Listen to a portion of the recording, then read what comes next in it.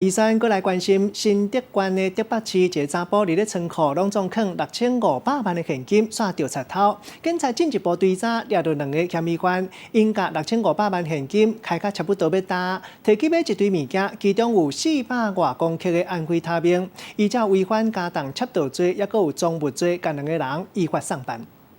警方点卡地对伫嫌疑犯的后壁。一丝仔都唔敢大意，就是讲要等司机熄的时阵，要做一个甲装起来。看到一个查甫人去买菜券，伊才打上车尔，警方就围挖去，紧甲人甲抓起来。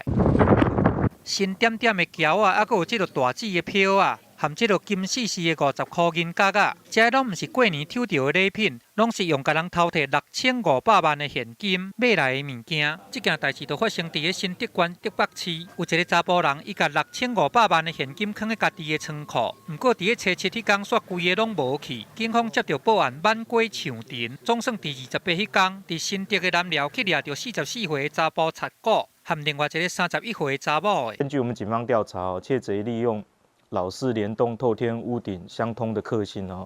趁机闯入其中一栋未上锁的大门